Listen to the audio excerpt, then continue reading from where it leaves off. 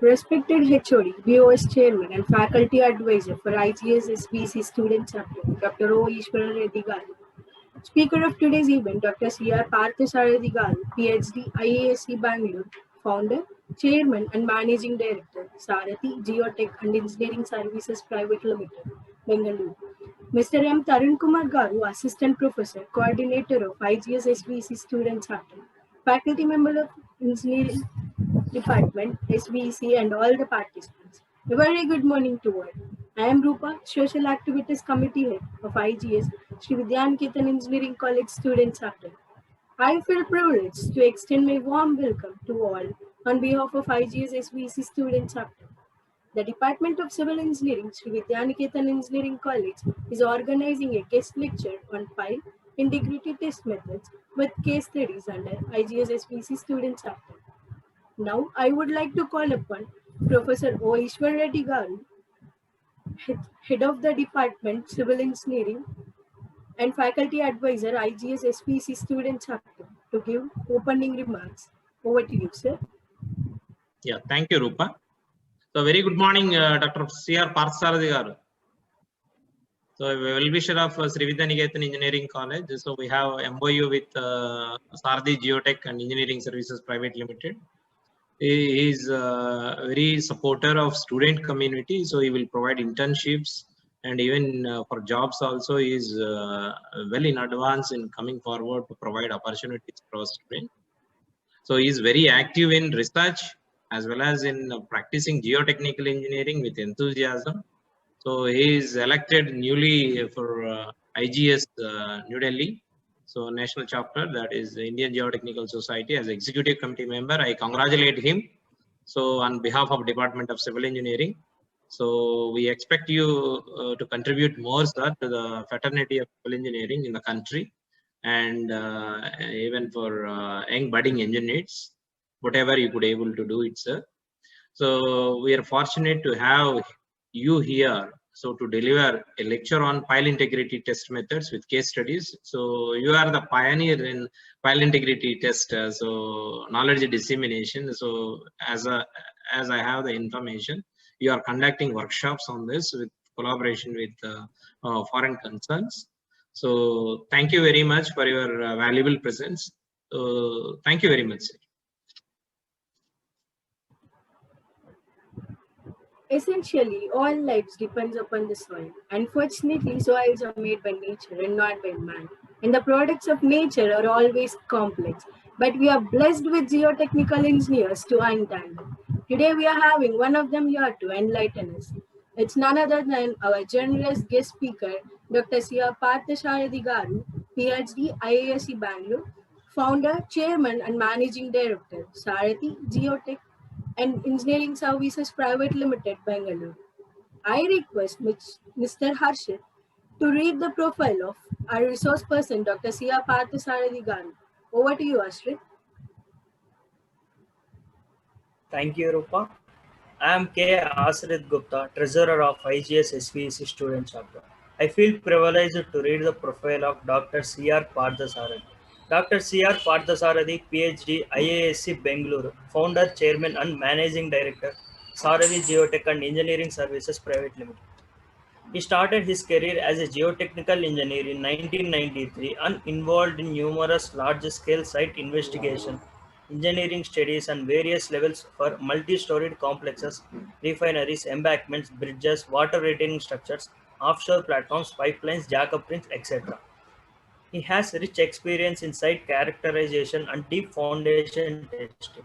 He is user of PDI products for over 2 decades. Dr. C.R. Parthasarathi is a founder director of Sarathi Geotech and Engineering Services Private Limited. The company with its registered office at Bangalore, India was established in 2007 to provide geotechnical and testing services for both offshore and on-land construction in India and abroad. As a technical partner of Pile Dynamics USA, he is instrumental in promoting quality testing of deep foundations in India and authorized trainer for high-strain dynamic pile testing. He is a life fellow of Indian Geotechnical Society, elected National Executive Member of IGS for 2018-20 and Chairman IGS Bengaluru Chapter. Thank you, sir.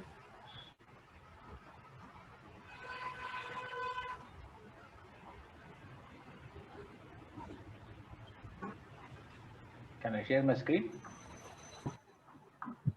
I consider it a great honor to welcome our guest speaker, Dr. C.R. Parthasarathi Garu, to share his valuable lecture with us. Please, sir.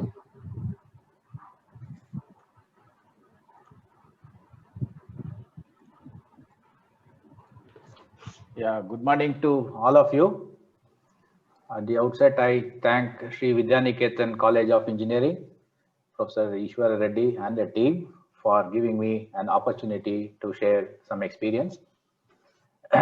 Thank you, Rupa, for this introduction and also giving a very elaborate biodata reading. So, Mowgli, I would request next time you want to spend this time for the presentation rather than going for this. My topic of today's presentation is pile integrity test methods with case studies. These integrity methods are post-construction. I also will give you an introduction to some of the quality control methods that are available even prior to pouring concrete, that is very relevant for drill shafts. That is, most of the pile foundations are on board cast in situ piles in the country. So the new methods, the squid and the shape, I will touch base upon that before I get into the integrity methods itself. Even before the presentation, next couple of minutes, I want to share about our company, which we have added some new products and services. Probably it will be of interest to students, which some of them I'll not be talking in this presentation. So we started in the year 2007. Here is the vision and mission. We have a large depository of database, not only from this company, but also from my previous experience and also the experience of several of our colleagues have accumulated enormous database along multiple geographies. It's just not the geotechnical data, but also we get involved into the testing. So we have the foundation performance observation. So this gives us immense confidence in calibrating the ground models and use those parameters for future constructions and subsequent projects. That's where we bring in experience in providing value engineering. Now we are present in different countries, as you can see here, physically in Indonesia and Saudi, UAE in Vietnam, and in UAE as well. So we cater to significantly to the oil and gas markets, but of late for the last few years, we have also diversified our services to different sectors because to avoid seasonality and also the risk. So we now servicing the infrastructure, the metro rails, the mining, renewable energy, and dams as well. Most of our service, probably around 60%, is consumed outside the country, and the state and central government are conferring the export award consistently for the last few years. I'm confident even this year too, we will be honored with this award. In last month, probably this month, the government of India MSME Minister, His Excellency Pratap Chandra Sarangi, presented the Time to Leap MSME Edition Award to our company in recognition for being the best geotechnical services company for the year. And also, we are all the recipient of India 5000 Best MSME Award for 2020. This is also at the early this year. So I acknowledge contribution from each and every one of our colleagues who have put their hard work in achieving this milestone and recognition. And this also gives them motivation for doing better in the coming days. Now, as far as the services are concerned, we have the offshore geotechnical and geophysical investigation, pile drivability study using wave equation program. This is a pre-installation program for hammer selection, particularly for the driven piles, although in most of our projects, it's not relevant in our country, except the offshore projects. And there are very little projects which adopt the driven piles in India. Fatigue during driving analysis, mostly we use this for our offshore oil and gas installation foundations. pile monitoring using pile driving analyzer, including the underwater monitoring with waterproof sensors. So this pile driving analyzer, this is a high strength dynamic methods. I'll just give an introduction, though I will not be talking about this extensively in this presentation. CAPAP is a post-test analysis. The data you acquire from pile driving analyzers will be imported to this sophisticated gold standard software, which is a signal matching technique, is a trial and error procedure. The end of the analysis will compute the capacity of the pile, the total capacity, and also the distributions along the skin and the base. The leg penetration analysis and punch through assessment. This is for the drilling rig for the oil and gas exploration projects. The load transfer curves of pile foundation, mud mat analysis, shallow foundations, and all of them goes as a part of the engineering report of offshore geotechnical investigation. There are several softwares that we use. The recent addition is Plaxis 3D to model complex three-dimensional soil structure interaction problems. And we have executed nearly half a dozen projects in the last 2-3 months' time. As far as the online sector, the geophysical investigations, we have equipped with all these methods: MSW, refraction, cross-hole, down-hole test, resistivity, GPRs. Whenever you encounter rocks for stability and other purpose, geological investigations becomes very important to characterize the rock mapping, arrive at the quality of the rock mass.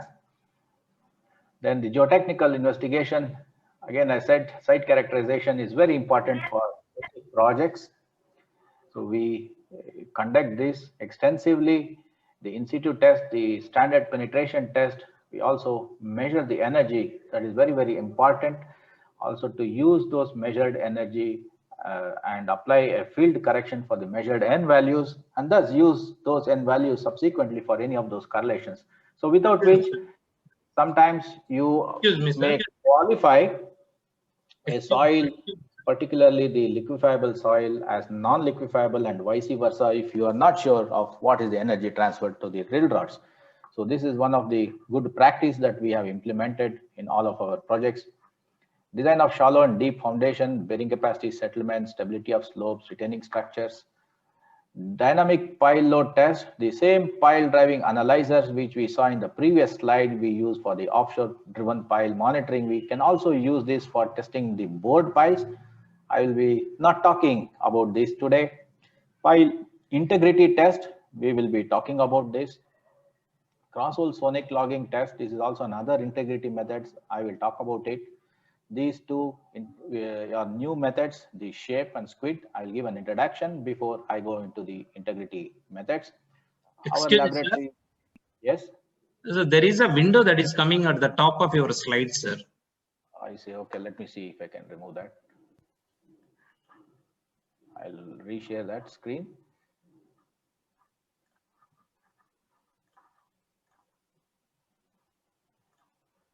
About now? No, it's not coming. Okay. So the geotechnical laboratory is Enable accredited. In fact, all the green ones are Enable accredited, including this testing of deep foundations, PDA, PIT, and cross-hole sonic logging, engineering investigation and designs, pavement geotechniques, and forensic geotechniques. Whenever there is a failure, we get involved and evaluate the root cause for the failure. The ground installation and engineering, deep foundations, deep excavations. We have experience of design and building these deep excavations to maximum depth of about 18-meter vertical cut in Bangalore. So these days in urban locations like in Bangalore, every project will go below the ground to cater for the multiple car parks. There will be several levels. The depth of excavations that is contemplated today in the order of about 15 meters, 20 meters, some places even more. And we don't have luxury of excavating this in a slope because you are protruding into the adjacent property. So you have to have some protection system before the retaining walls is very, very important. Even for these kind of structures, your site characterizations becomes utmost importance. So once you have good parameter evaluations, perhaps that goes into any of those sophisticated softwares that we use for the analysis, that can give you good results and arrive at some design solutions which are safe and economical. Now, as far as the geotechnical investigations are concerned, our current methods, we adopt the rotary drilling methods for the large scale infrastructure project, or in fact any projects which the drilling depth of about say 30 to 50 meter depth, we require about 4 days to 5 days, sometimes even more. There are very few occasions that you little overwork and you can complete that in maybe 3 days times. But for large scale infrastructure projects running into several hundreds of borehole locations, I think these kind of methods will take very long time, maybe few months, 8 months, 9 months, sometimes even a year to complete the project. And only once you get these results out, then you use that results for the designs and then the procurement, constructions and so on. So it invariably delays the project. So we provide services, geotechnical services, one among many people available in the country not bringing any value. So that's where we thought that we should bring in some value, at least in providing the high quality data as well as the time. So we have invested in this multi-purpose drilling rig that is from US, which can conduct an SPT test with an automatic hammer using this capstan. We can also do a CPT test with the same machine.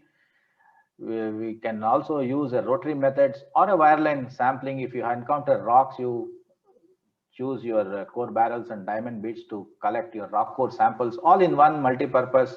This crossover drilling rig is being launched for the first time in India. I'm expecting this equipment to be in Bangalore in the next 4 weeks times. So this can drill about 100 meters per day. So essentially 2 boreholes per day, which can eliminate the need of 4 or 5 drilling rigs. In that way, at least 1/3 the time that is contemplated for a large scale infrastructure projects, if you are able to give the data early, we can save a lot of time and of course money as well. So this will be one of the high-end drilling rigs that are going to launch in the market very soon, maybe in the early December. As far as the deep foundation testing, the conventional axial compression, pull out and lateral. Low strain integrity test, we will talk about this. Cross-hole sonic logging test, also I'll talk about this. I'll give an introduction to this thermal integrity profiler. I have a few minutes of video to be played at the end of this presentation. So after this slide, I will talk about the shape and squid.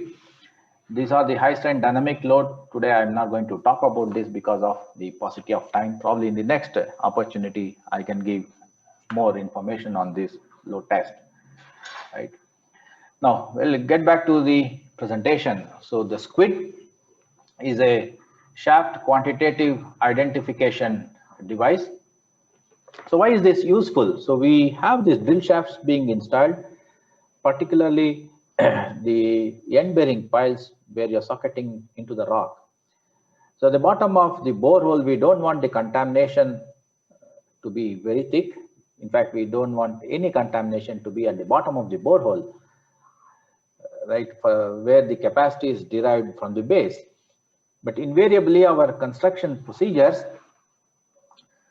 is such that if you don't clean the boreholes properly, maybe the project is under tremendous pressure.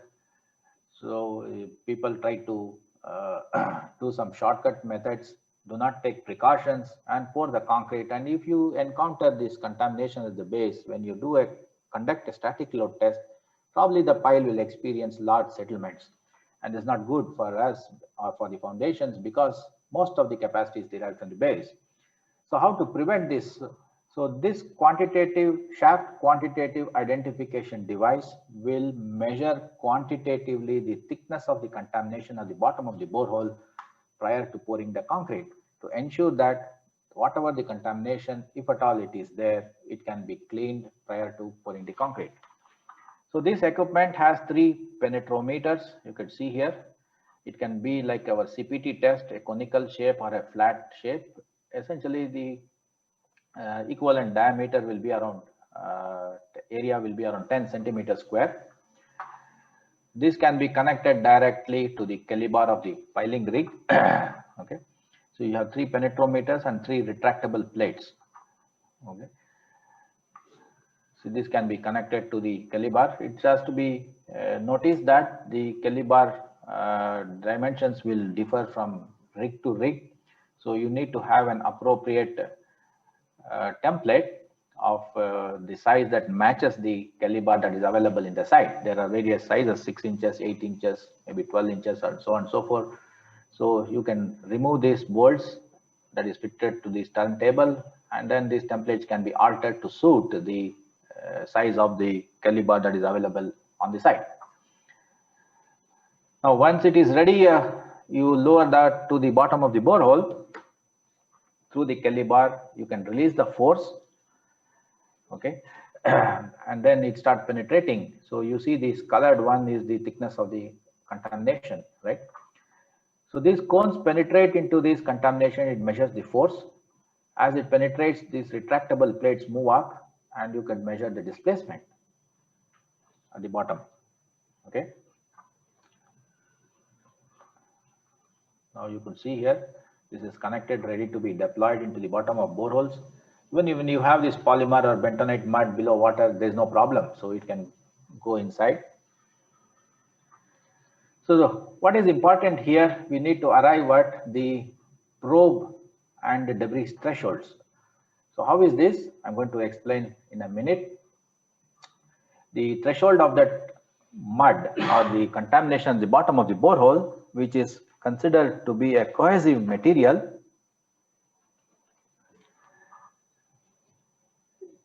between the consistency of say 12 kilopascal shear strength and 100 kilopascal shear strength. So less than 12 kilopascal, by pouring the concrete, it will displace.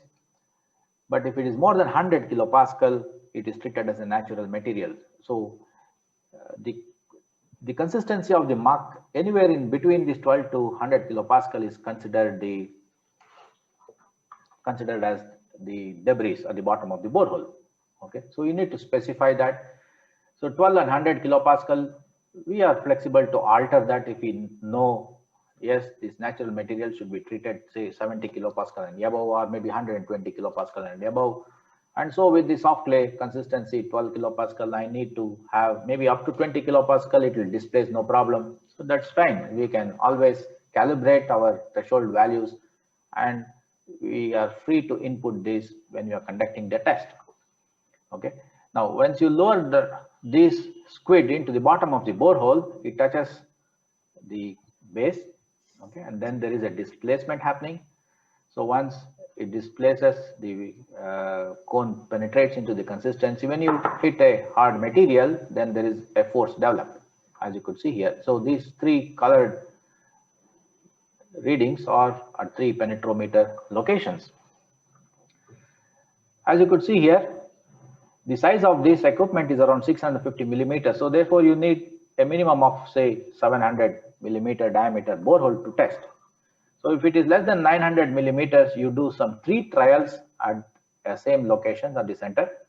If it's a large diameter pile, say 1.5 or 2 meters, then you can do it at different quadrants, as you can see here. Maybe one, move north, go to the east, come to the south, and then go to the west. And then you can have some 5 trials at these different quadrants to evaluate what is the thickness of the contaminations for the entire cross section of the borehole at the bottom. Okay. Now, when the force that you measure is between 5 to 10 kilonewtons, I think you can terminate the test, because it's already reaching a material that is considered to be a natural material. Okay. Now, once you stop the test, you unload it, you try to pull it out, so the force comes back to 0, and you still further pull it out, the retractable plates go back to its original shape, and then you can also see the displacement is also returning back to 0, right? So I already explained that the philosophy is considering the Terzaghi's ultimate bearing capacity for a circular foundation and considering the material as cohesive material. You can get the ultimate bearing capacity as 1.3 times your shear strength with this factor. So the shear strength ranging between 12 to 100 kilopascal. So the corresponding force will be 0.09 kilonewton to 0.7 kilonewton when you multiply the area of the cone, which is around 10 centimeter square base area.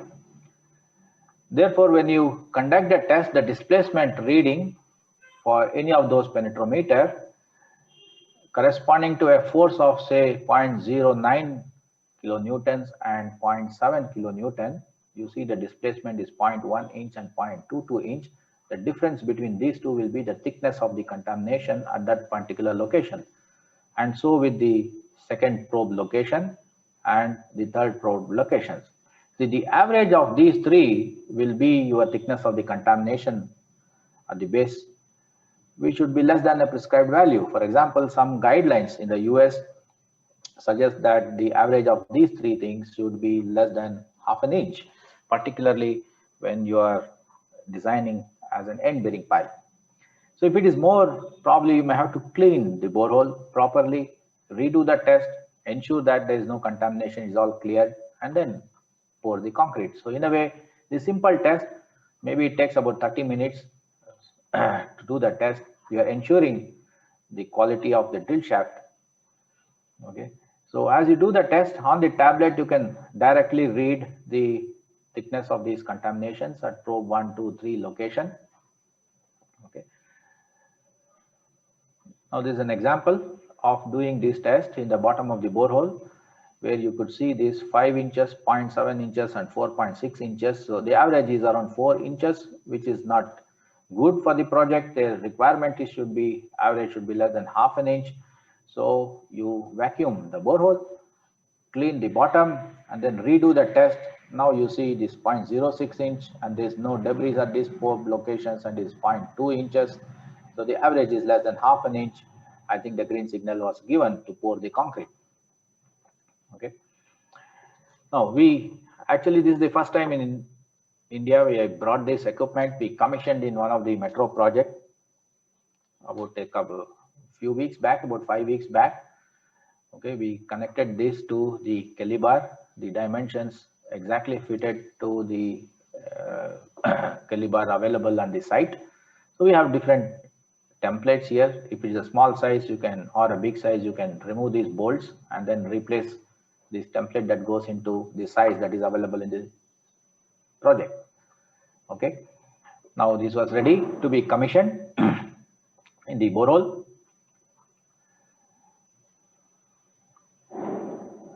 The pile was around 1,500 millimeters, that is 1.5 meter diameter, about 17 meter deep. Okay. And you could see the contamination was around 79 millimeters. I'll show in the next slide. As it was large diameters, we tested in different quadrants. Okay. And this quadrant, you see 79 millimeters. The same thing you saw on the screen in the previous slide. The other probe has 136, 81 millimeter. It's essentially average is around 100 millimeters. So for an end bearing pile, 100 millimeters is very large thickness at the base and contamination, because if you test the pile, definitely it will experience large settlements. And so with the other quadrant, you go to the west, you see that the average is also around more than an inch. In the subsequent quadrant in 4, it is also more than 100 millimeter. So in all the trials, if you take the average is close to more than 100 millimeters. So we asked them to clean the borehole and then redo the test, but apparently some logistics issue, because this was not a part of the specs. They said they will going to do the cleaning, but we could not do the test post cleaning. But I'm sure they did the cleaning and then they poured the concrete. And now we spoke to the Metro Rails and other project principals. They are very happy to include that as a part of the quality control for the subsequent projects. Okay. And you see the 100 millimeter thick, when you bring up to clean this, because sometimes it gets stuck, and you see those debris sticking into this disc, right? If it were to be hard materials, probably you would not see this soft mark in these retractable plates. Okay, now the other one, this is for the bottom of the borehole, but how about along the length of the borehole to understand the shape of the borehole, the volume of the borehole excavation, whether there's going to be any eccentricity in the borehole, the alignment of the reinforcement cage.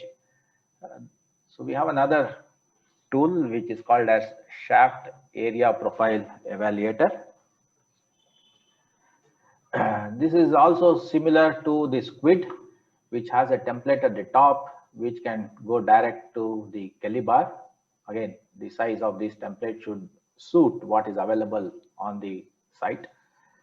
So this has these ultrasonic sensors. Radially, it is mounted, 8 in numbers, and you have 2 numbers inside at a known distance, which will calibrate the wave speed as this equipment goes into the bottom or into the borehole. So when you apply a voltage to this ultrasonic sensor, the piezoelectric element inside will change its geometry. So this change will induce some pressure waves. So these waves will radiate out of these ultrasound sensors. It hits the boundary and then it comes back, so it measures the time. So you know the distance traveled, you know the time, you can get the velocity. And there is always a 2 ultrasonic sensors mounted inside at a known distance to calibrate the velocity of these. So you can have 1 scan per second.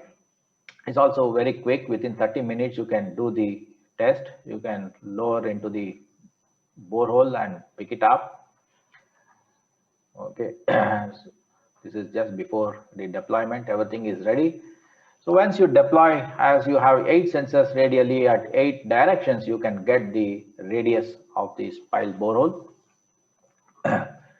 The top, I think about 15 meters, there was a liner, there's a cased borehole, so that's where you see everything is intact.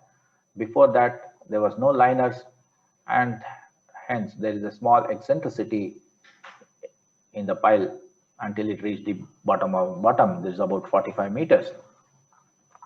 So what happens if you have very large eccentricity, so which will induce moments, and thus it reduces the load carrying capacity. So we need to evaluate that.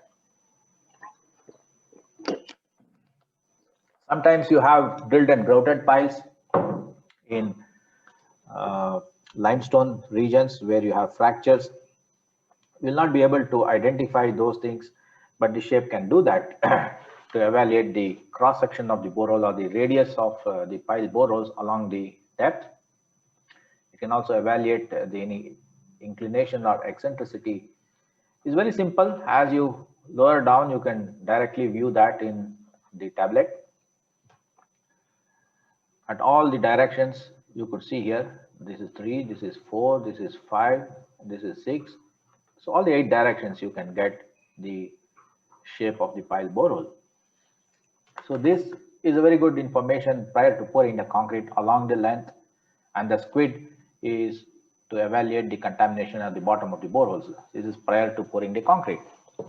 So once you concrete the pile, there could be different anomalies. As you could see here, it could be a pile necking, that is a reduction in the cross section, the pile cracking or a break, particularly driven piles, precast piles.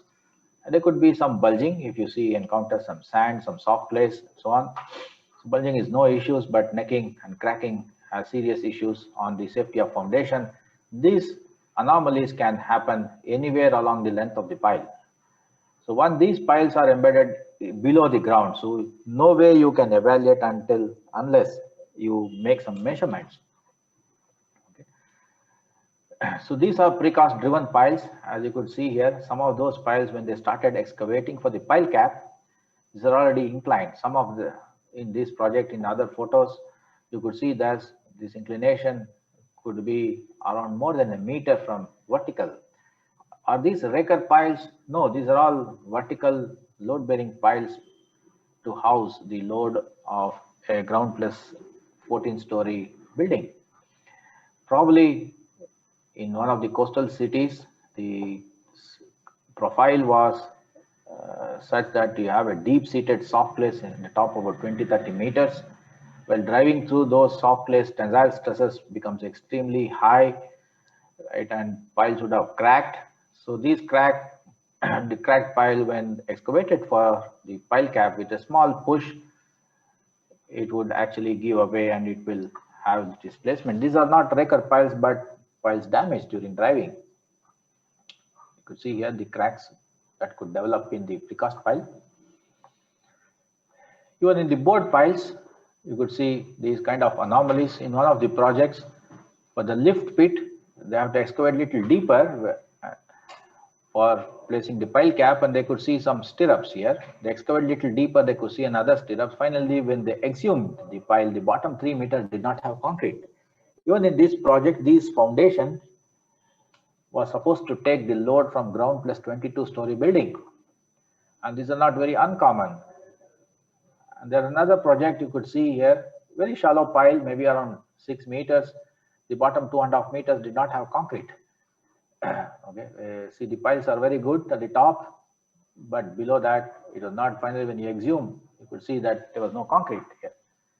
So there were a lot of construction difficulties, knowingly, unknowingly, intentionally, or otherwise, doesn't matter. All that we have to ensure as civil engineers that our foundation should be safe. So how can we do that? But only by testing the foundation. Right? There are several anomalies, as you could see here. The necking in the drill shaft, pile top damage. Okay, you can see the concrete getting bleeded. The precast driven piles getting damaged during driving, toe damage. Even steel piles driven to rock can be damaged. Okay, so conducting a mere static load test will not identify any of these anomalies for the deep foundation. Okay, so friends, today the profession comprising the owners, engineers, and contractors have a whole arsenal of modern technology and tools available to assist in providing efficient and economical deep foundation solutions. I think you already saw those two quality control newer technology, the SQUID and SHAPE, that is available prior to pouring the concrete. And now we'll see after pouring the concrete, what are the methods available to evaluate the integrity of the foundation. So the research began at Case Institute of Technology in the early 60s under the guidance of Professor Goebel. Again, it was dated back to several decades before where driven piles were used. The only measurement for driven piles was set per blow, which is there for several centuries now. The limitations of only the set per blow, not measuring the energy transferred while driving the piles, gave very little confidence in using those dynamic formulas because of the uncertainties and very varied predictions compared to the static load test. And thus this research began with that premise to see if there could be any other newer methods to overcome that problem. So this research resulted in development of the pile driving analyzer, which is the pile capacity from pile top measurements, wave equation analysis program. This is a pre-installation program. I'm not going to talk any of these in this presentation. CAPWAP is a case pile wave analysis program, is a post-test analysis. The data from the pile driving analyzer is imported into this signal matching technique to evaluate or compute the pile capacity. Okay. Now, and I said that it is driven pile or even for testing the board pile, doesn't matter. When you give an impact to the top of the pile, there is a compression wave or the stress waves that is propagating all along the length of the pile.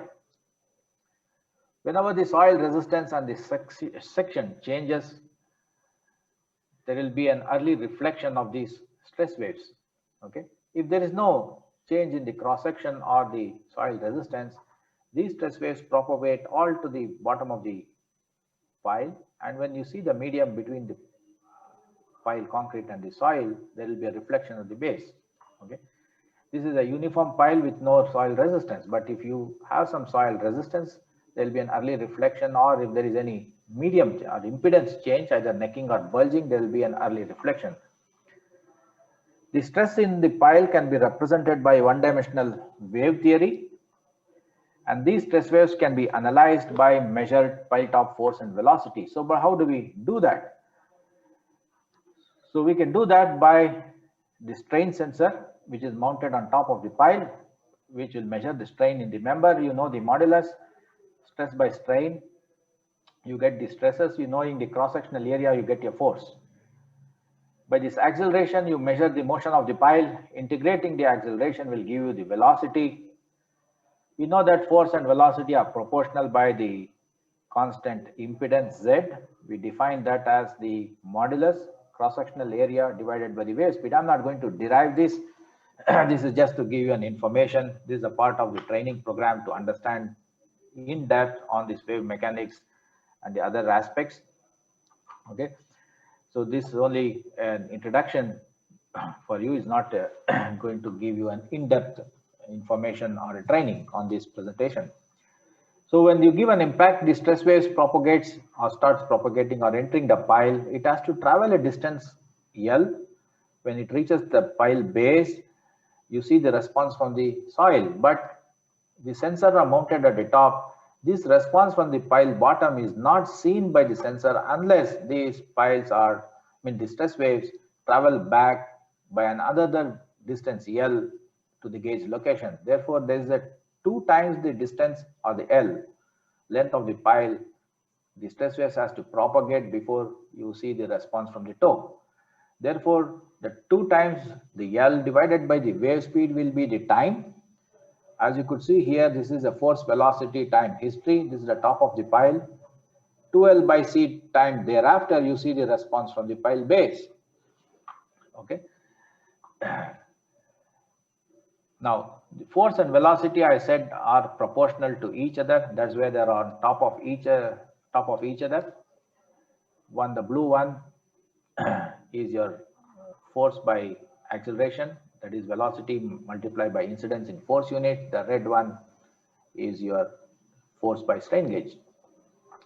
2L by C time thereafter, you see the response on the pile base. Depends on the end condition. It could be a free end or a fixed end. Okay, the free end, considering it is a very soft place. So what happens? This compression wave that is traveling along the length of the pile, when encounters a free end, okay, the reflected wave will be in tension, which pulls the particle down. That means your force will be 0 or your velocity will be positive because the pile is moving. On the other hand, you can have other extreme will be your fixed end, where these piles are socketed into the rock. So the compression wave traveling along the length of the pile will encounter a fixed end. The reflected wave will be in compression. Therefore, the force gets doubled here, or the velocity will be negative because there is a rebound happening because pile is not moving. So assuming that the blue line is, say, for example, is a force and the red line is your velocity. If it's a free end, velocity is positive, force is almost equal to 0 here, or you may have the other end. So the same interpretation for the pile integrity test as well. That's where I spent a couple of minutes to explain you this graph. Okay. We are the technical partners of Pile Dynamics to represent them in this part of the world, to provide training, conducting workshop and consulting and so on and so forth. These are very good technologies, but apparently what has happened is people started using without understanding the basics, they go wrong. So we conduct training programs, which includes the wave mechanics background, proper practice, how to do the test right, the data quality assessment, application and interpretation, CAFAF theory, operations and example. Okay, this is a 3-day course. Of course, this is a paid training. If anybody is interested, you can get back to us. We can customize the training programs. Probably, if not now, most of the students who get into your profession, you may be a tester, you may be a reviewer, you may be the end user. If you want to really learn this technology, you can get back to us at any point of time to customize this training, which can cover these aspects. And it's very important that we need to understand better so that we can either be a good tester, good reviewer, or you can be a principal who can make decisions on the data itself. So the Pile Driving Contractors Association and Pile Dynamics conduct this PDA proficiency test post this training program Okay, you can visit this pdaproficiencytest.com. I'm very proud to inform all of you that more than a dozen of our engineers are certified engineers. Many of them are advanced level or higher, which is one of the requirement in many international projects. International companies specify those people who get involved in the testing should meet that minimum advanced level or higher. And this is one of the requirement in many of our overseas projects also that we are currently working on. Okay. Now let us get back to the integrity methods. So the pile integrity, there are many methods. One is the low strain test, which is conducted by a pile integrity tester, which is codified as per ASTM as well as the IS codes. Now recently the IS code is also verge of revision. Cross-hole sonic logging test, and finally the thermal integrity profiler. So this pile integrity test or a pit testing or a PIT testing is very, very popular in our country for nearly 2 decades. Most of the projects that is adopting these test methods. Cross-hole sonic logging is not that popular yet, but although it is there for some few years, maybe some 4 or 5 years now, most of the metro projects and infrastructure projects have started adopting this cross-hole sonic logging test. Thermal integrity profiler is not very popular. Maybe there's an introduction to one pilot project in the country. We are getting this probably next month, and we already started talking to many infrastructure companies. They are very keen to introduce this into their upcoming projects. You will see the advantages of this over the other 2 methods in a short while from now. Now, this low strain integrity test is a quick and cost-effective method to evaluate the shaft integrity of concrete piles. The testing is able to provide the information on pile continuity, location of defect, and degree of defect. And this will not give any information on the bearing capacity of the pile. Please make a note of that. And this method is performed with a handheld hammer and a sensitive accelerometer and a pile integrity tester. Now, why do we do the test? We need to do the test to find the defects, assures quality, and thus reducing the risk of the foundation safety. So how to do the test? So you mount an accelerometer on the top of the pile, give a small impact. This is a low strain. Unlike the high strain test, you have to give a large heavy impact. Right. You are measuring the motion of the pile, that is your velocity, and that's exactly what you're seeing here, velocity time history. This is the top of the pile, 2L/c time thereafter. This is the response from the pile toe, which I already explained to you now. Okay. Now, when there is a uniform pile, the blue one, the stress wave propagates to the bottom of the pile and then it reflects back and it receives here. So 2L/c thereafter from the first impact or the first peak, you see the response from the pile toe. But if there is any defect in between, there will be an early reflection that could also be captured in the signatures. Okay. Now, this is how you do the test.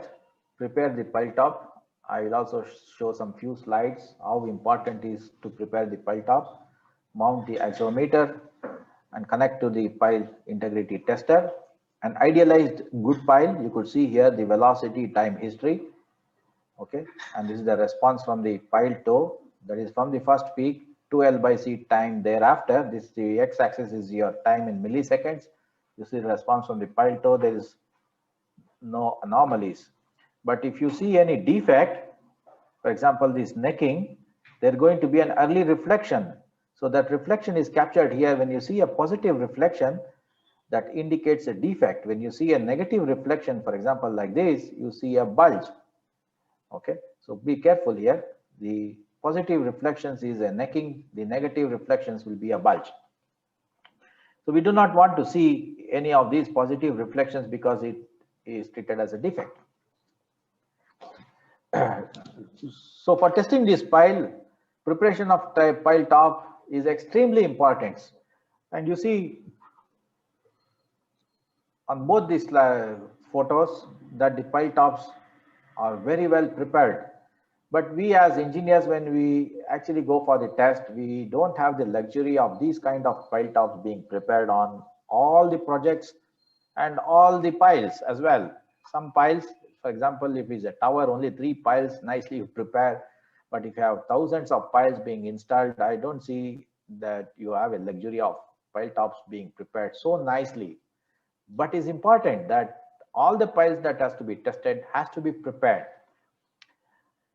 Okay, this is the pile integrity test after casting the cap. Okay, so the pile tops has to be prepared. So how to prepare the pile top? So you have to remove the loose concrete, contaminated fracture concrete from the pile. Okay, cut the rebars to minimum length, but if you see these overhanging rebars, then it will also gives you high frequency noise that may affect your interpretation. Make flat spot to attach the accelerometers. Very, very important. All the loose concrete mark contaminated concrete should be removed. The surface should be grinded nicely. Make some flat spots to mount your accelerometer with the grease adhesive, and then you give an impact on the hammer, and you see the grinding of the pile. This is very important. So our young friends who are going to be some prospect testers in the future, or as I said, it may be a reviewer or probably an approver, doesn't matter. Please ensure that these minimum things has to be followed in the project. Otherwise, you don't get good data, then the testers always intend to give you falsified results. This also is unacceptable to and all the loose concrete has to be removed before you actually do the testing. Okay, and you see here this is not being held properly into the pile. So if you don't have the good pile top, probably the readings what is read on the screen also is not good. So without good data, the interpretations become extremely difficult. Also, these methods having so much of limitations, we are compromising on the quality of the preparations, will lead to very erroneous interpretation of the data. This is very less than ideal, but at least wherever the accelerometers are mounted, the flat spots are being prepared. Okay. And more so, please also be aware that these reinforcement has to be bent outside or cut to as minimum as possible. Otherwise, you're going to see this high frequency noise in the data itself. There are various equipments that can be used. One of the model is the wired methods where the accelerometers are connected to this reading unit, main unit, or the PIT velocity data collector. You can also have a very small palm top that can go into your palm and read the data with a wireless accelerometers, but many prefer to have a larger screen because they see that it's very difficult to see in a smaller screen. That doesn't matter, the data is the same, either you use this or use this. Okay. Now, another most important aspect is to choose the hammers. We know that the piles that we install can have a length between 2 to maybe around 2 meters to as deep as around 70 meters, right? Is one size fits all? Not really. So it's important to calibrate which size of the hammer suits best for the project. As you could see here, the velocity time history, right? And you see the pulse width is very small when you use a small hammer, and the pulse width is very large when you use a bigger hammer or a heavier hammer. Okay, what is the impact?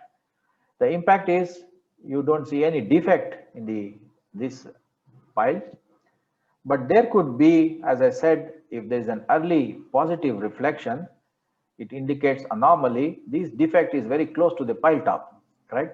Now, if you use a very big hammer, the width of the initial pulse affects these evaluations. For a wider pulse, the reflection from the defect overlaps the initial piles, making it even much wider. So this will mask whatever the defects that is there close to the pile top. But if you use a smaller hammer, then probably you will be able to identify this defect near the top of the pile. So it's very important that you need to calibrate the hammers with various sizes, and with those hammer that gives you consistent results on a project, probably you can use those that hammers, not to use a very small hammer nor a very big hammer. Right now, you see the sample example of the data from different hammer size. This is a 6 Newton hammer, okay, and this is a 1 Newton hammer. The piles are all short piles, 4-5 meters length. The big hammers has a wider pulse width, and you don't see any response from the pile toe, right? But if you use on the similar pile length, a smaller hammer instead of 6 Newton is only a 1 Newton. The pulse width is small, you have a sharp peak, okay, and then you see the toe response. So evaluations becomes easy when you see a toe response, otherwise it becomes extremely difficult. And the same thing, another one, also a short pile, 3.6 meter, use a big hammer, you see the wide pulse width, okay. But if you use a smaller hammer, the pulse width is small, you have a sharper peak, and you see the toe response, and the interpretation analysis become very easy. So in this case, as you see here, there is a bulge because it is going to negative, okay. So this is a small positive reflection, but when you have a bulge before this peak, so this is tending to come back to the original diameter. This is not actually the anomaly, but there is a bulge for sure. But if you don't have a bulge, if you have only the positive reflection, that indicates defect. So we'll examine in the next subsequent slides. So what you get from pile integrity test is your velocity, time history.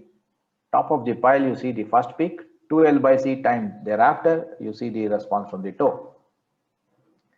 And the same interpretation we use for the high strain dynamic test as well. Of course, I'm not going to talk in this presentation.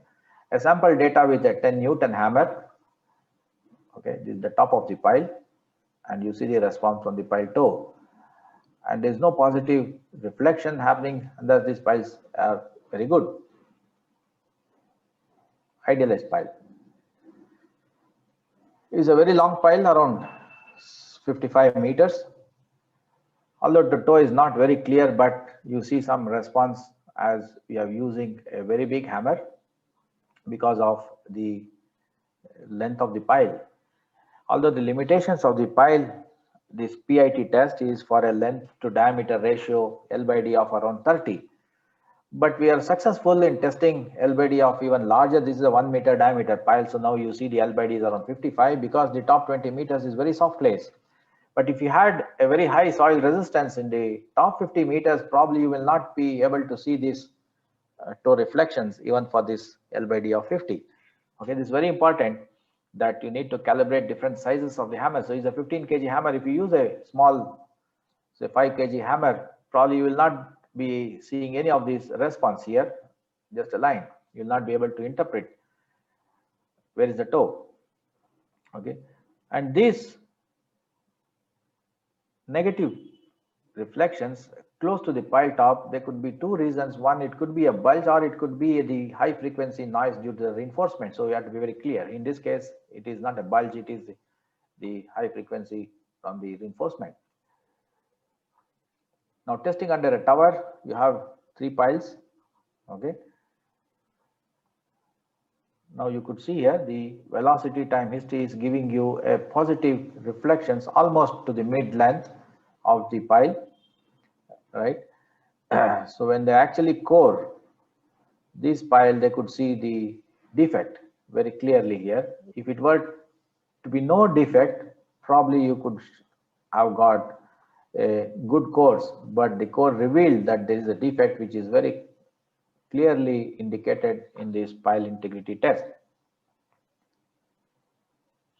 Okay. Now, you could run a profile analysis. We have a PIT profile software. where you can approximately get the shape of the pile along the length if you know the construction volume. In this case, it is theoretical volume is 100%, but actual consumed concrete is around 70% only. That is where you see some necking is happening. There is a decrease in the cross section, which is corroborating very well with the consumed concrete, which is less than the theoretical volume. Okay. This is a idealized pile. There is about 10% increase in the relative volume, and that's where you see some bulge in the pile, but otherwise it's very good pile. Top of the pile 2L by C time thereafter, you see the pile response from the toe, and a good pile. Okay. Now you see here in these three graphs, the top one is a good pile. Okay. The second one, you see a bulge, right? And the third one, you see the defect on the pile top. Good pile with the bulge and severe defect near the pile top. So let me just go through a few illustrations and then I'll get into the next integrity methods. So in this case, you see the top of the pile, you see a bulge, and then there's a positive reflections. Again, I said it has to be evaluated. Is this because of the reinforcement or actual bulge? If this is a bulge followed by the necking, that means this diameter of the pile from the biggest size is returning back to this original size. Okay. So this positive reflection is due to the bulge returning to the nominal diameter because there was no reinforcement at the top of the pile. Okay. Now in this pile, we actually physically examined. You see the reinforcement is cut to very minimal length. Therefore, you can expect that the high frequency noise is not there, and whatever you see the negative reflection is to the bulge. When you expose the pile, you see the bulge is there.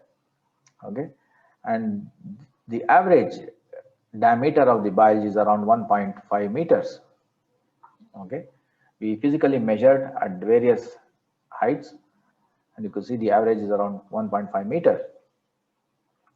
You could also run a profile analysis, as I said. Okay, this is a bulge returning back to original diameter. That's where you see after a bulge is returning back to original diameter, and the profile analysis suggests there is a 15% concrete consumed extra here, and the maximum profile that is estimated is around 1.45 meters, which is exactly the same as what we physically measured, an average of about 1.5 meters. Okay. You see this in the other direction. Okay. So the PIT was done on this cast in situ pile installed up to a depth of 12 meters. The signals showed a positive reflection between 2 to 3 meters. It was decided to excavate the soil around the pile. On exposing, it was concluded that the positive reflection was due to the pile bulge, okay, from 1 to 2 meters and returning to the nominal diameter, and thus the integrity was okay on this pile. For cast in situ pile, depending on the installation technique and topsoil strength, it is usual to have the pile top diameter more than the nominal. Therefore, any positive reflection near the pile top shall be carefully examined. So if it is happening at a very close to the pile top, it's preferred that you excavate around the pile to physically examine. If such positive reflection due to bulge returning to nominal was observed at deeper depths, and the conclusion from this test based on this positive reflection could be considered correct, as the pile cannot be exposed to such deeper penetration to verify the PIT results, because this anomaly happened just close to the top of the pile. We excavated that, but if it happening, for example, say around 10 meter depth, you will not be able to excavate to that depth. But on the contrary, if you evaluate that there could be defect at a deeper depth, perhaps you could do the coring of the pile as you have seen in one of the slides, or resort to other techniques, which I'm going to explain to you now. This is another case study, is around 5 meter length of the pile. Okay, although the length of pile was 5 meters, you see there is a positive reflection around 3 meters, okay, which indicates that there is almost a free end or a defect at the pile, although it's a short pile, okay. So when physically exhumed the pile, you could see here, the pile from the top is only around 3 meters. At 3 meters is a free end, there's nothing there.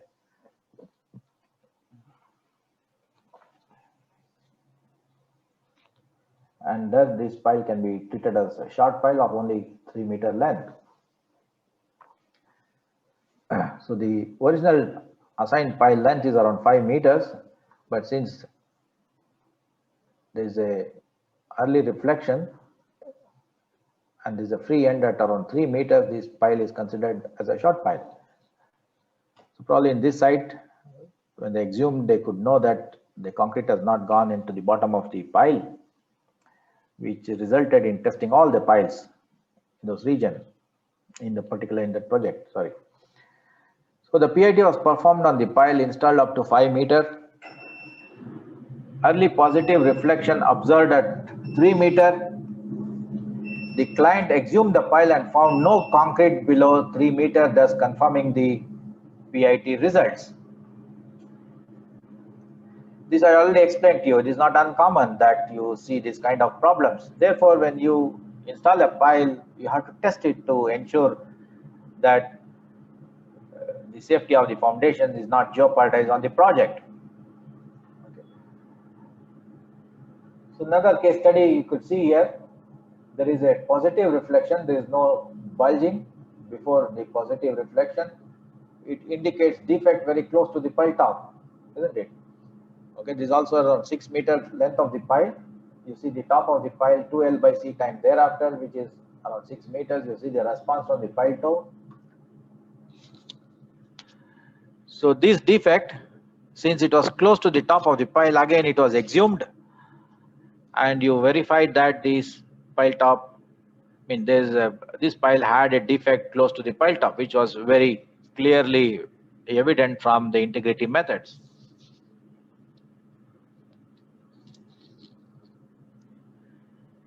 Okay, so this is self-explanatory now. You could also see in the market that there are some other European technology. What we just now discussed is an American product. The European product will give you the mirror image of the interpretation. This is your velocity time history. So the American product gave you a positive peak, but you have a negative first peak. And then you could see 2L by C time thereafter is the response on the pile toe. Okay. This could be a free end or a fixed end, doesn't matter. So be careful when you are actually looking into this kind of data, which is a mirror image.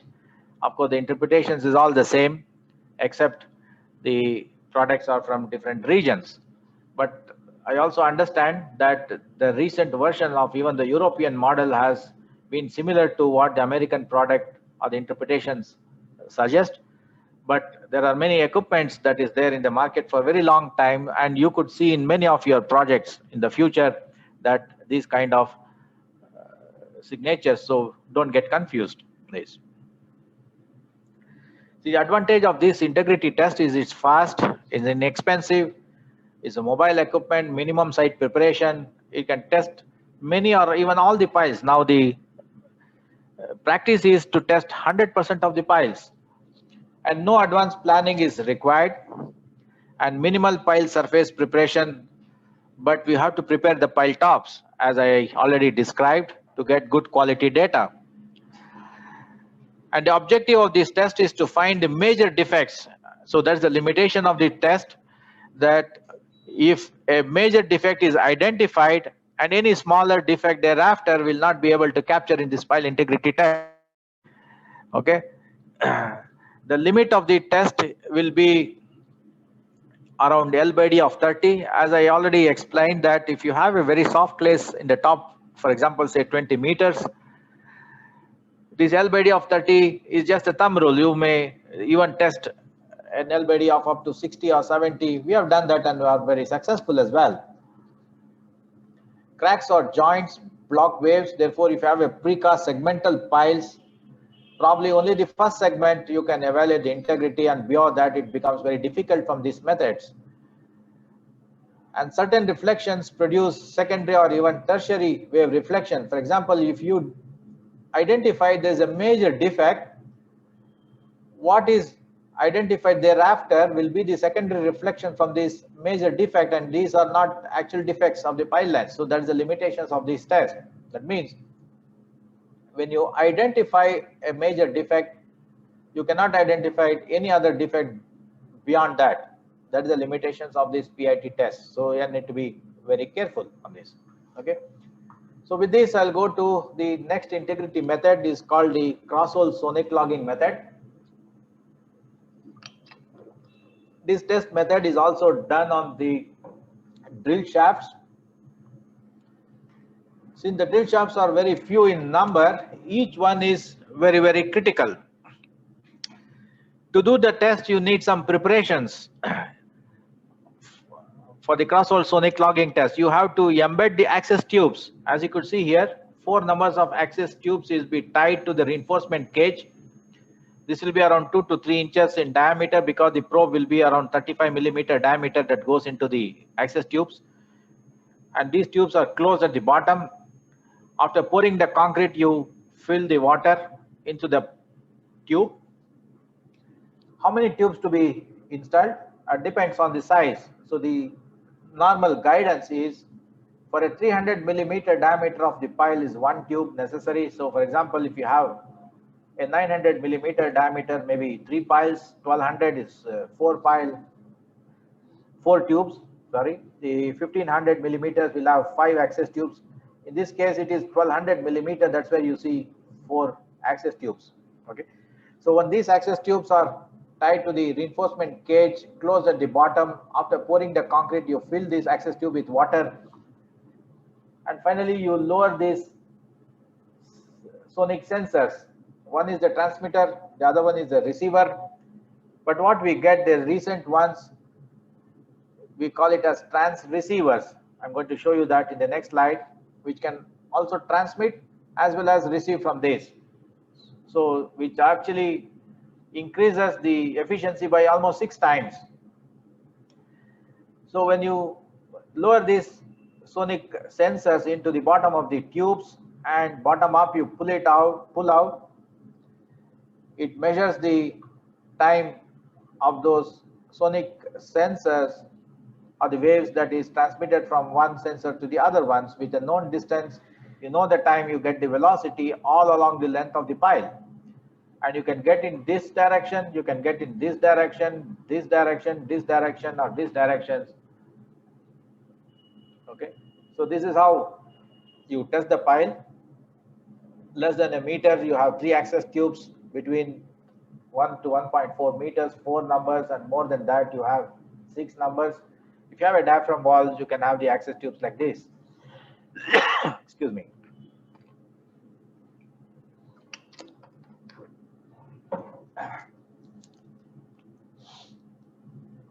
You measure the distance between the access tubes. Once the concreting is done, then you put your sensors into those access tubes that can be connected to the tablet. It's called as the cross-hole analyzer. So the recent version, you can put 4 probes, which are the trans receivers, which can transmit as well as receive and pull at one shot. I'm going to see that. So this has to be calibrated at the factory level. Probably once in 2 years, it's good to ensure that it's all functional. And these are the trans receivers. Unlike the older versions, one was transmitter, the other was a receiver. So you can only put one transmitter and the other one is a receiver, and do multiple trials. But these recent ones, which are trans receivers, you can lower down 4 probes at a time and then pull out.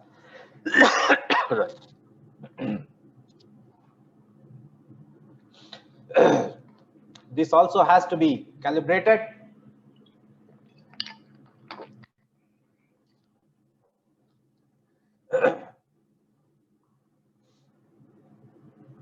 you could see here multiple probes, either 3 or 4 at a time. You can embed it bottom up, you can pull it at one shot.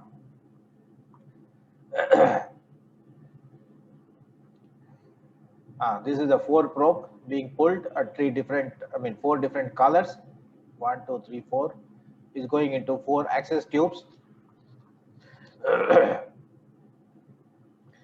So what you get from this test? So there is an emitter or a transmitter, and the other one is a receiver. So you will find the time taken by those sonic waves from the transmitter to the receiver, because you know the distance between the probes. Okay. This will also lead you or can get you a waterfall diagram, which will be the first arrival time. Okay, but if there is any defect, this arrival time get delayed, and you could find a defect in this waterfall diagram itself. Okay, and you see the arrival time. This has to be constant if the concrete is homogeneous throughout the length. But if there is any defect, the arrival times increases. That indicates defect in the pile. So the wave speed is computed as the tube spacing by the arrival time, and this is a waterfall diagram that you could see on the screen. So it's very easy to interpret. This is a good pile and a defective pile where you have a reduced signal strength and also the arrival time is delayed. Okay, let us examine some few case studies so you'll understand better. So this is the interpretation of the results. When you compute your velocities, if there is any reduction in the velocities of about less than 10%, then you categorize this as a good pile. Somewhere between 10 to 20% is minor concrete contamination or a questionable defect. You may have to resort for further investigation. If the reduction is more than 20%, it's a poor grade of pile. Sometimes you don't see any signals. There could be some soil intrusion or severe defect, or it could be water itself, where your velocity computed is between 1450 to 1500 meter per second. Those regions are computed as water intrusion or water filled gravel intrusion with few or no fines present. So we all want all the to be of this category, but sometimes you may end up otherwise with the other categories as well. That's why we are testing.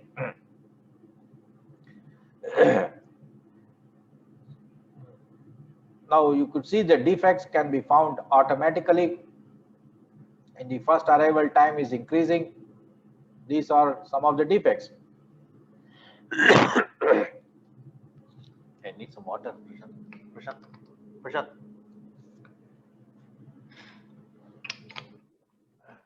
Don't mind. Sorry. So with these results, you can also run a tomography which can give you the defect in 3-dimensional space and quantitatively identified where are those defects. So within the reinforcement cage, this can very well identify the degree of the defects and at what location it is along the cross sections. Unlike the PIT kit cannot tell at what location in a cross section the defect is there. It can only tell at what depth.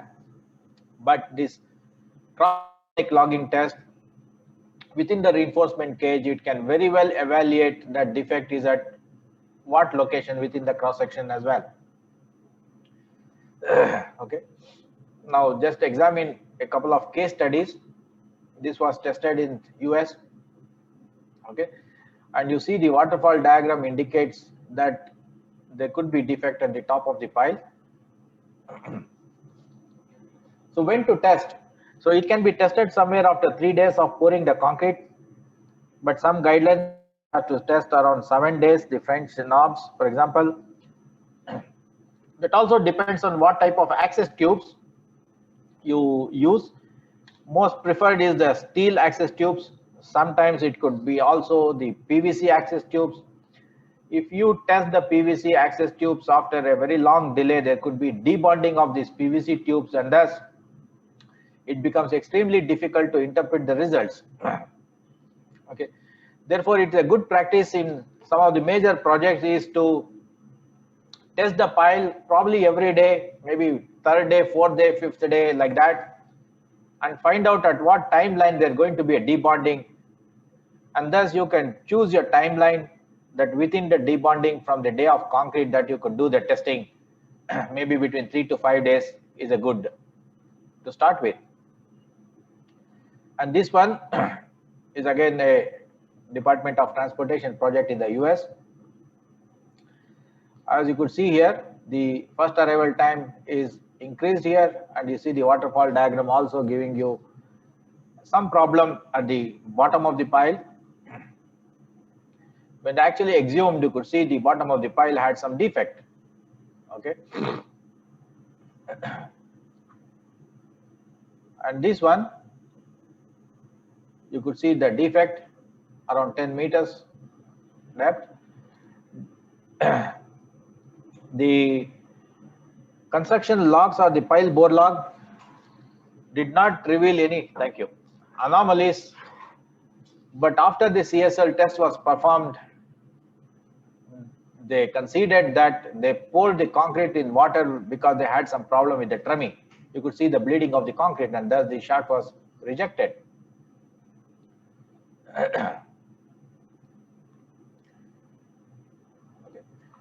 Now, in this side you have two piles.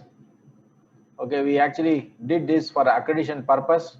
One is actually a very good piles, and we made an intentional anomaly or a defect in the pile. You could see the good pile, there is no problem. In the first arrival time, the velocity computed is very uniform all along the length of the pile. But the other pile, you could see the defect which was intentionally created in the different tube direction as well. Okay. On the same pile, also the integrity test was conducted. You could see here is the good pile, the top of the pile with the pile toe response, and you see the low impedance which has a defect, which was also verified by the cross-hole sonic logging test. This was in our Indonesia project, a 1 meter diameter pile with 4 access tubes, but this were blocked. I think they could do only testing along these 3 tubes, 1, 3, 1, 2, and 2, 3 location. And what you see on the screen here, the waterfall diagram indicating, and this velocity, you could see some small minor anomaly here, but towards the bottom, there is a defect beyond 28 meters where you have a very low velocity or a very increased first arrival time. That is also indicative in the waterfall diagram. Okay. And this is very evident in this 2, 3. In 1, 2 also it is evident. And this bottom defect is also evident in the other one as well. You see the velocity is getting lower down, lower. Okay, in all the 3 cases, is evident that you have some defect at the bottom of the pile. Now the velocity also is varied along the length of the pile. You see the lower velocity. Okay, this could be that non-homogeneity in the concrete itself along the length of the pile, but we could not investigate further because the scope was only to test those piles.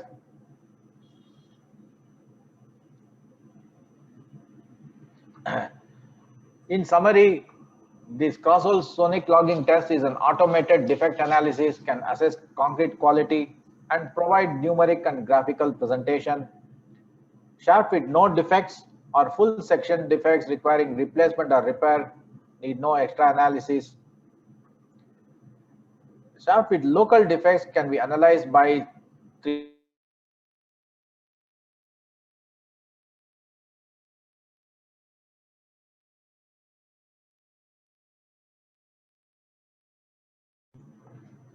I would like to play one video and then we can conclude this presentation. Thermal integrity profiling. The concrete shaft is drilled on a bridge I think there's some screen is coming. I will reshare the screen and then I'll play the video.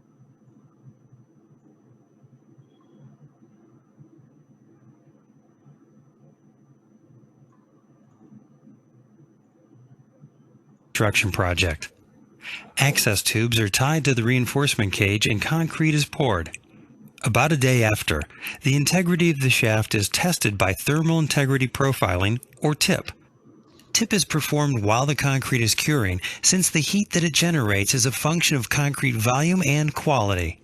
An engineer inserts a thermal probe in one of the access tubes and lowers it down the tube. The probe measures the temperature of the curing concrete and an instrument records it. Cooler temperatures indicate reductions in concrete volume or poor concrete quality. Warmer temperatures indicate increases. The engineer repeats the test for each of the tubes. In another test setup, the reinforcement cage is fitted with thermal wires instead of access tubes. The wires contain sensors that constantly measure the concrete temperature. The engineer analyzes data on a computer displaying the measured temperatures along the length of the shaft for various measurement points. The total volume of concrete installed in the shaft is shown on construction records. An engineer runs software which uses that information and measures temperatures to estimate the shape of the shaft. The engineer also evaluates the thickness of the concrete cover and the cage alignment. TIP evaluates concrete quality and shaft integrity not only inside, but also outside the reinforcement cage.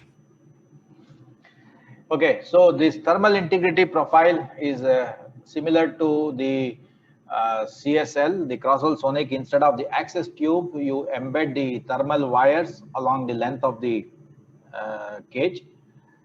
So, and you pour the concrete within 24 hours, the temperature measurements will give you the quality of the concrete, whether you have a defect or a bulge.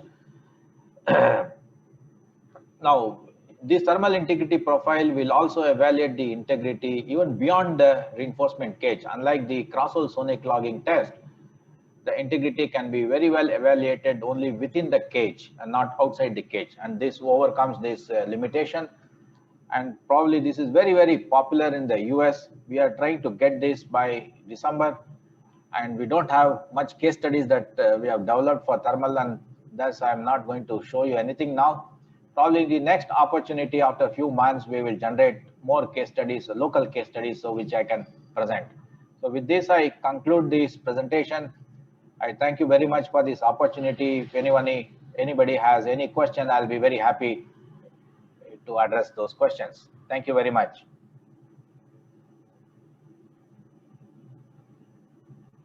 Thank you, sir.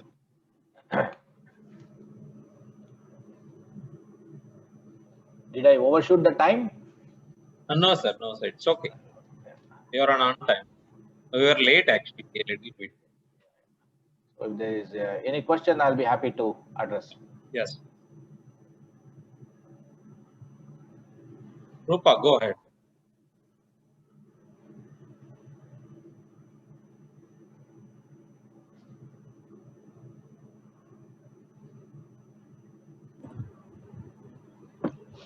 Hello, sir.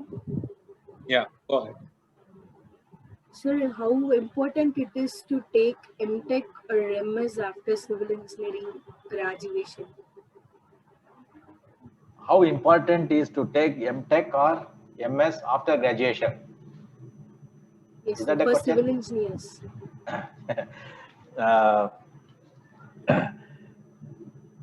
Probably if you want to develop some expertise, then you may have to go for higher studies. If you are really interested in jobs to build your skills, you can continue after the graduations to go to some industry, gain some experience.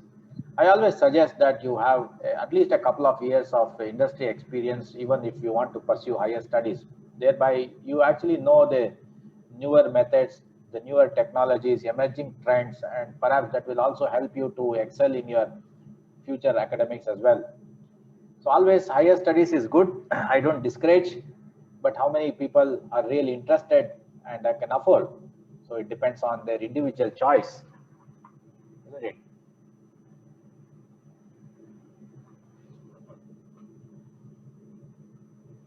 I think you have to unmute, Rupa.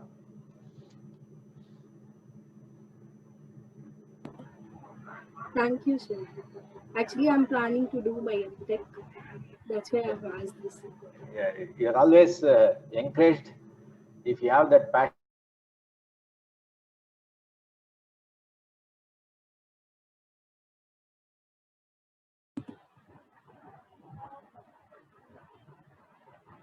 So you're muted.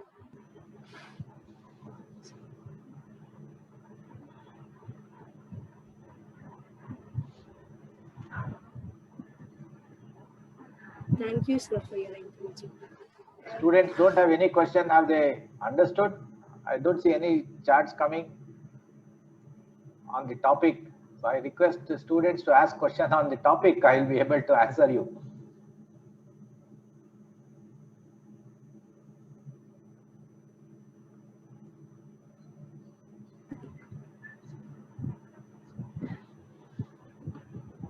Sir, there is one question in the chat, sir. Hello? MBA civil specialization. Civil engineers can do MBA, no problem with that. MBA, there are many specializations are there and depends on what you really want to. Okay, you can have go into finance, business administration, engineering management. There are many specialization, and civil engineers definitely can do the MBA after the graduation.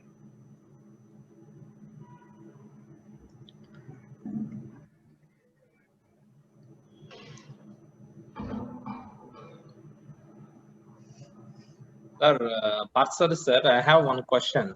Yeah. Question is how engineers involved in testing, especially in the field, so are equipped with the latest developments in the field, sir, in India? I have that question. So this integrity methods, I already said that is very popular, very popular. So all the projects is adopting that file integrity methods, test methods, and there are many players who can offer this test. At the same time, there are also many mischievous things happening in the market as well. So that is where, as a professional responsibility, I tend to give this presentation so people are aware.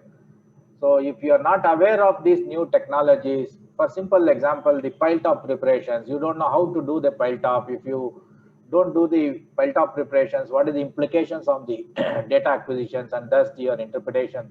These are simple things, people are not aware. So if we try to educate people, probably all the young engineers tomorrow, they'll be the testers, they'll be supervisors, they'll be reviewers. So they can actually contribute better to the profession itself. So that's as a professional responsibility, I am doing this, and also encourage people to adopt newer technologies. The cross-hole sonic logging test, it's also not that bad now. So you have few people in the market who can offer this service, and many metro rail projects have adopted the Delhi Metro. The Bangalore Metro is still not adopted. They're going to do very soon. The other metros are doing this. So it is still a good opportunity for the cross-hole sonic logging test. High strength dynamic test is also the product of PDI. Has actually replaced the static load test on many projects because of the advantage that you derive from these test methods. And again, there are many players who are not certified, who are not trained properly, so they don't know what to do when they get some very bad data. Either it is the pile itself is bad, or it is bad because you have not done the good job. So again, the pile top preparation is important. Your calibration of the equipment is important. Your mounting of sensors is important. The averaging of sensors is important. So the simple things people miss out, and then you tend to play some mischievous things in the report because you don't have the result data. Then you cannot prepare the report, but you tend to manipulate the report. So that's where we encourage training of people who actually want to understand this technology and being a tester as well, no problem for that.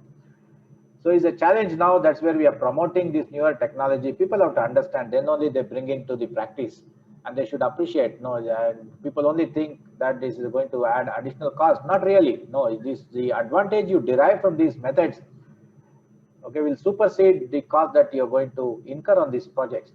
And you have seen that many cases, no, the concrete is not there at the bottom 3 meters. So what if the piles fail? It has to withstand ground plus 22-story building. So it's important that we need to adopt some good quality control methods, and some of them are available already and being practiced extensively in the Western world. I'm sure India also is catching up very fast to adopt these newer and emerging technologies.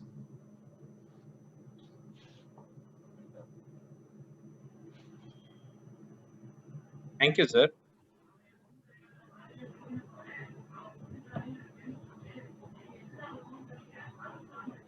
Rupa?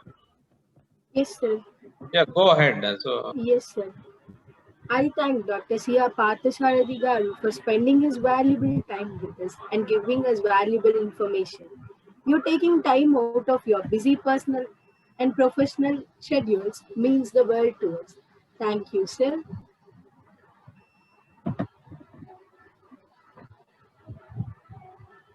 Thank you, Parthasarathi garu. Yeah, thank you, sir. Thank you. Thank you for this opportunity.